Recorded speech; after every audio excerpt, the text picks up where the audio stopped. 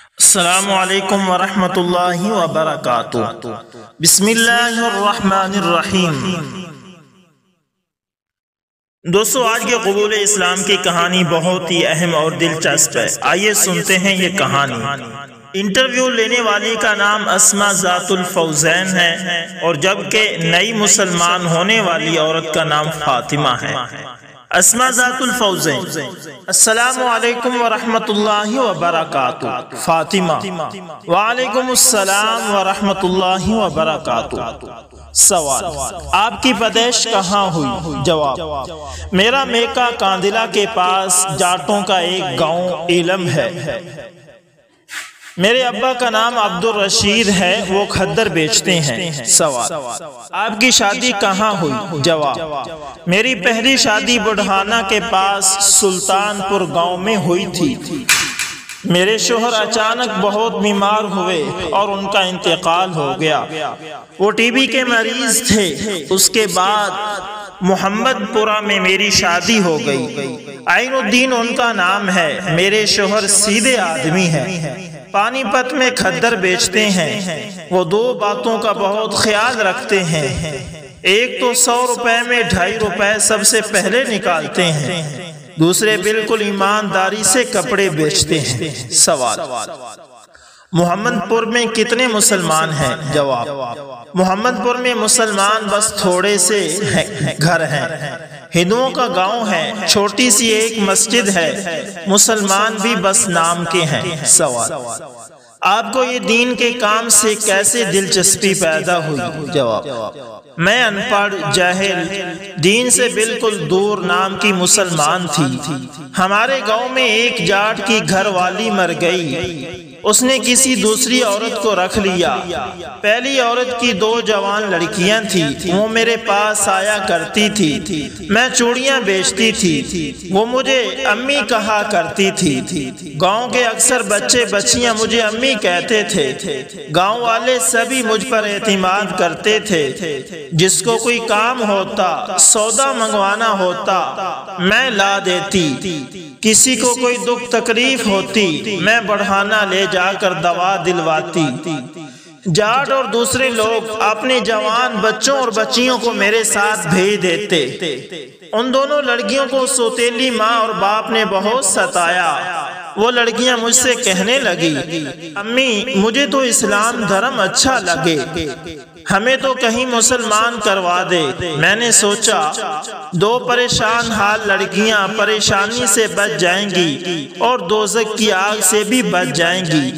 میں ان کو لے کر مرکز نظام الدین چلی گئی۔ وہاں آپا جی نے ان کو کلمہ پڑھوایا۔ ایک کا نام انوری اور دوسری کا نام سروری رکھ دیا۔ ہندی کی کتاب لے کر وہ نماز یاد کرنے لگی اور پھر پابندی سے نماز پڑھنے لگی۔ مجھے بھی شرم آئی کہ یہ کل کی مسلمان تو نماز کی ایسی پابند اور میں پرانی مسلمان نماز سے دور۔ میں نے بھی نماز شروع کر دی۔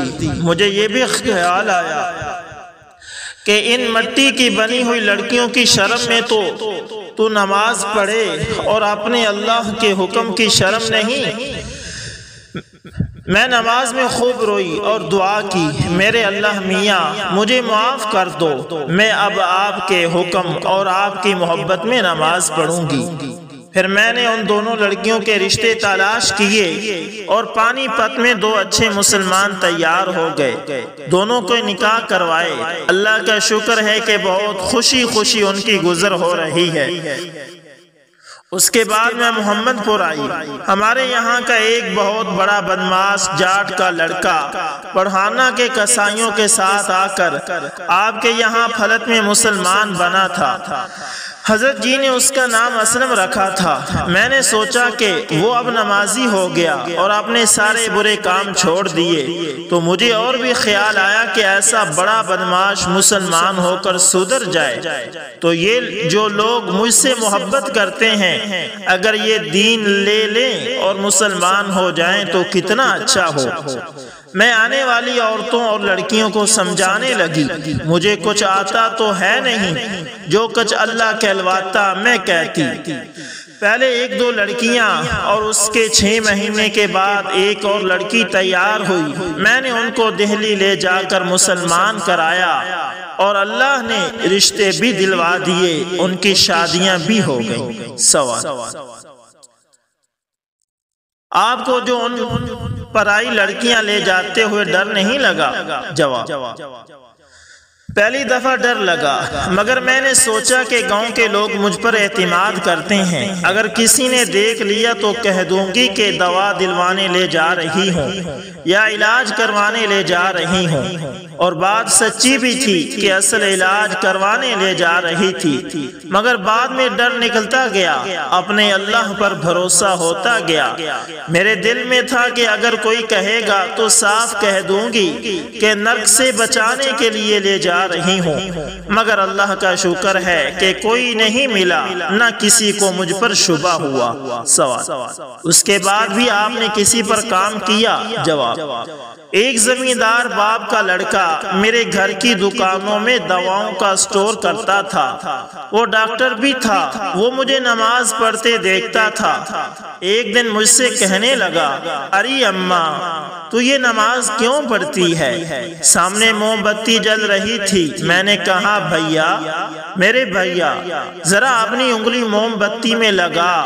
وہ کہنے لگا، میں کیوں لگاؤں، جل نہیں جائے گی؟ میں نے کہا، بیٹے، جب تو ذرا سی موم بتی میں انگلی نہیں جلا سکتا تو دوزخ کی آگ کو کیسے سہن کرے گا؟ پھر میں نے اس سے کہا، تو نے کسی ہندو کو مرتے نہیں دیکھا؟ اس نے کہا، دیکھا ہے۔ میں نے کہا، اسے جلتے ہوئے بھی دیکھا ہے؟ اس نے کہا، دیکھا ہے۔ میں نے کہا، تو نے نہیں دیکھا، ورنہ تو ہندو نہیں رہتا۔ 2 روز کے بعد ایک ہندو عورت مر گئی، پھر اس کو شمشان لے گئے، وہاں اس کو آگ لگا دی، سارا کفن جل گیا، وہ ننگی ہو گئی، پھر لاٹھیوں سے اس کے سر کو پھوڑا اور بری طرح جلایا۔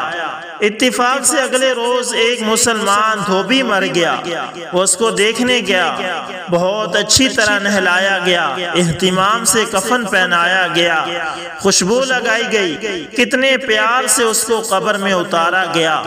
جب لوگ مٹی ڈالنے لگے تو اس نے کہا، میں بھی مٹی ڈال دوں؟ لوگوں نے کہا، اگر تو نہایا دھویا ہو تو مٹی ڈال دے، ورنہ ہاتھ مت لگانا۔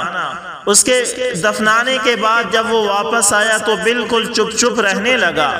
میں ایک دن بڑھانا گئی تو ایک حدیث کی کتاب اس کے لیے لے آئی، وہ اس کو پڑھتا، وہ چپکے نماز پڑھنے لگا۔ اس نے اپنی بیوی سے بتایا، وہ بیوی اس کو نماز پڑھاتی رہی، پھر اس کی بیوی نے گھر کے لوگوں کو بتا دیا، گھر کے لوگوں نے اس پر ظلم شروع کیے، کیسے کیسے پہاڑ اس پر ٹوٹے۔ اس کو دیکھ کر ہم سب بھی روتے رہتے، وہ پٹتا رہتا اور کہتا رہتا، تم میرا گلا کاٹ دو، میں اپنے رب سے یہ کہہ دوں گا کہ تیرے لیے میں نے زبان کٹوا دی۔ اس کو کمرے میں بند کر کے مرچوں کی دھونی دی۔ ایک دن جان بچا کر وہ میرے گھر میں گھس گیا، مجھے خبر نہیں ہوئی۔ اس کے گھر والے میرے پیچھے پیچھے گھر میں آ گئے، میرے گھر کی تلاشی لی، میں بے فکر تھی کہ وہ میرے گھر میں نہیں ہے۔ میں نے چڑھانے کے لیے کہا کہ اوپر چوپارے میں دیکھ لو۔ وہ چوپارے میں گئے، وہاں 3 گٹھڑیاں سرسوں کی لکڑیاں کی کھڑی تھی۔ میں نے ان سے کہا، ان لکڑیوں کو بھی دیکھ لو، کہیں ان کے پیچھے چھپ رہا ہو۔ انہوں نے لکڑیاں ہٹا کر دیکھا، پھر چلے گئے۔ جب میں کواڑ بند کر کے اوپر گئی تو وہ ان لکڑیوں میں سے نکلا، کہنے لگا، ارے امی، اگر میرے اللہ یہاں ان کو اندھا نہ کرتے تو مجھے مروا ہی دیتی تو۔ اس نے بتایا، جب وہ مجھے دیکھنے آئے تو میں لکڑیوں کے پیچھے کھڑا تھا، میرا سر اوپر دکھائی دے رہا تھا، مگر ان میں سے کسی کو نہیں دکھائی دیا۔ اس کے بعد ہی ہمیں سچا ایمان نصیب ہوا۔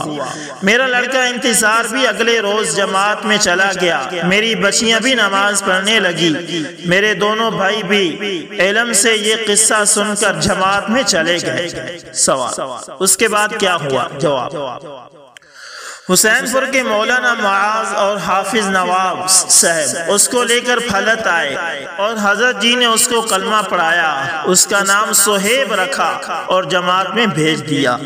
اس کے بعد اس کے گھر والے ہمیں ستانے لگے، روز آتے کہ یاد ہو اس کا پتہ بتاؤ ورنہ تمہارے گھر کے سب لوگوں کو مار دیں گے۔ ایک دن جب لوگوں نے بالکل مارنے کی ٹھان لی تو میں بچوں کو لے کر بڑھانا آ گئی اور گھر کو تالا لگا دیا۔ سوچا کہ گھر کو اکھاڑ کر دوسرا بنا لیں گے، مگر وہاں کے جاٹوں نے ایک چیز بھی نکالنے نہیں دی اور روزانہ پولیس بڑھانا آتی۔ جب لوگ مجھے ستانے لگے تو میں سٹیری آ گئی، پھر پھلت آ کر حضرت جی سے مرید ہو گئی۔ سوال: تم نے یہ سب گھر بار چھوڑا، کیا تمہیں اس کا دکھ نہیں ہوتا؟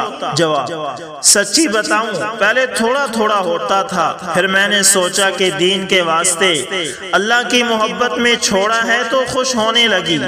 میرے شوہر کو بہت دکھ ہوتا، وہ کہتے بھی ہیں کہ تو نے ہمیں برباد کر دیا۔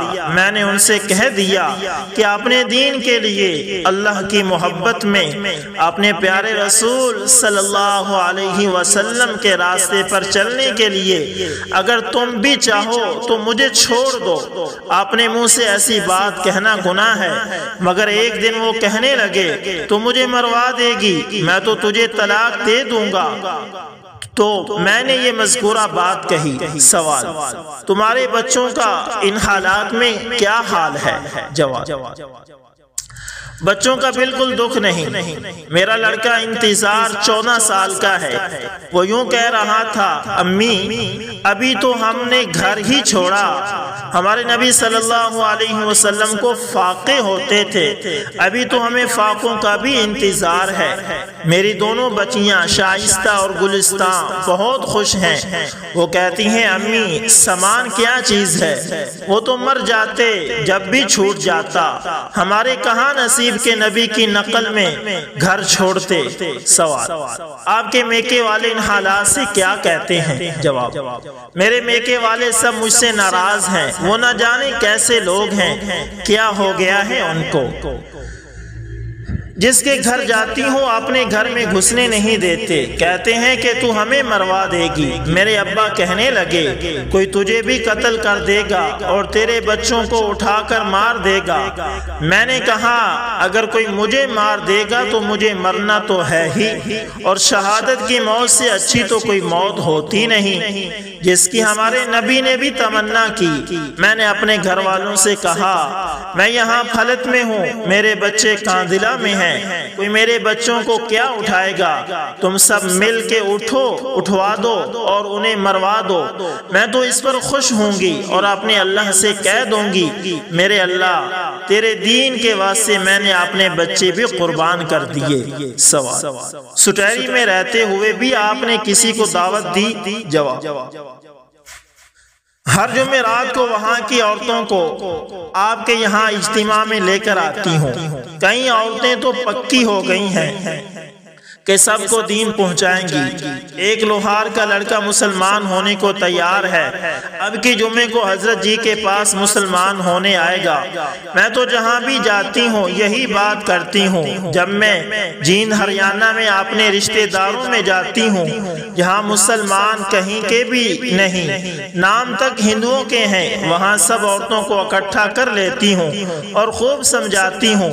ہندو عورتیں بھی آ جاتی ہیں، بس جنت اور دوزخ کا ذکر آیا اور میری آنکھوں میں آنسو آ گئے، روتے ہوئے ارے بہنوں جلدی پکی مسلمان بن جاؤ، دین لے لو، اگر ایمان کے بغیر مر گئی تو دوزخ کی آگ میں کتنی تکلیف ہوگی، کلمہ پڑھ لو آگ سے بچ جاؤ گی۔ جہاں میری آنکھوں میں آنسو آئے عورتوں کو کے دل موم ہو جاتے ہیں۔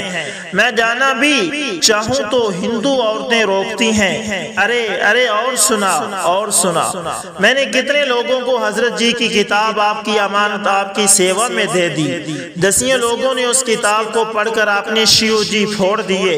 صہیب کے 3 دوست آئے تھے حضرت جی سے کلمہ پڑھنے، حضرت جی ملے نہیں، پھر آئیں گے، میں اگر کچھ پڑھ لیتی قرآن پڑھ لیتی، یہاں پر وہ رونے لگی تو میں کتنے لوگوں کو سمجھایا کرتی، بس مجھے یہی دکھ ہے۔ سوال: آپ پڑھنے لگو، تم اب بھی پڑھ سکتی ہو؟ جواب: جواب ایک دن میں نے خواب دیکھا تھا، ایک نقاب ڈالے ہوئے بزرگ ہیں، کچھ دل میں آیا کہ وہ ہمارے پیارے رسول صلی اللہ علیہ وسلم ہے، مجھے قرآن شریف دے رہے ہیں اور کہہ رہے ہیں لے پڑھ لے، روتے ہوئے کاش میں پڑھی لکھی ہوتی۔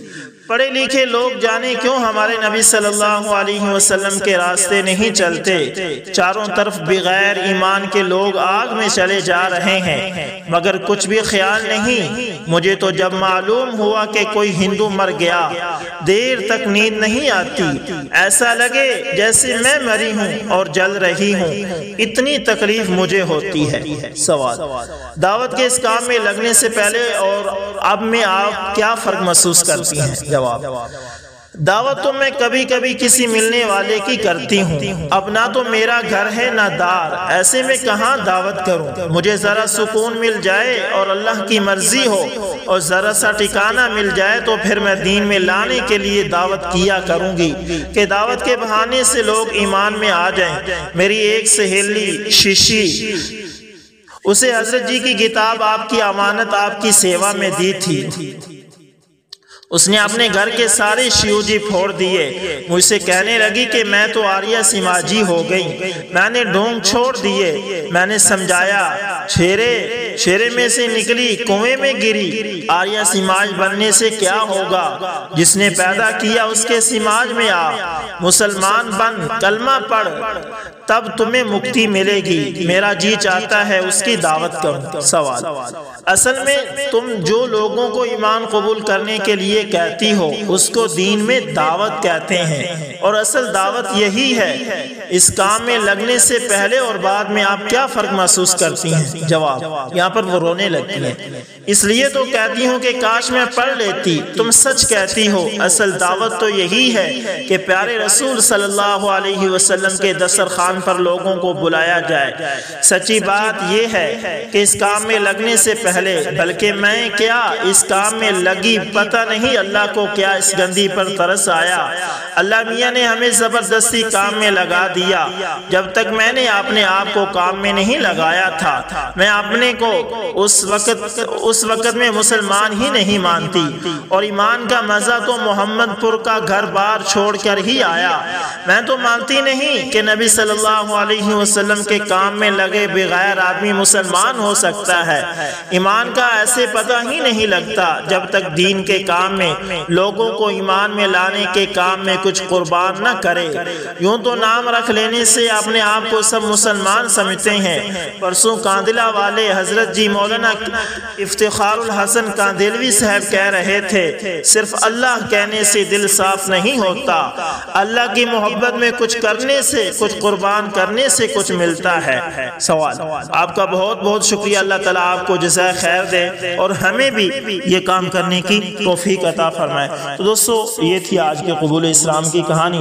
اس کو قبول اسلام کی کہانی بھی کہہ سکتے ہیں اور توبہ کی بھی کہہ سکتے ہیں کہ ایک مسلمان عورت جو بالکل بھی دین سے چاٹ تھی، اللہ تعالیٰ نے اسے ہدایت دی، پھر وہ بہت سارے لوگوں کے قبول اسلام کا ذریعہ بنی۔ تو دوستو، یہ ہمارے قبول اسلام کے سلسلے کی بہت اہم کہانی ہے، اور اگر آپ مزید اس طرح کی سچی کہانی سننا چاہتے ہیں تو ہمارے چینل کو لازمی سبسکرائب کریں اور ساتھ میں بیل کے نشان کو دوبارہ نہ بھولیے گا تاکہ ہر نئی ویڈیو کو نوٹیفیکیشن آپ تک پہنچتا رہے۔ ملتے ہیں کسی نیکسٹ اچھی سی ویڈیو کے اندر، تب تک کے لیے اللہ حافظ۔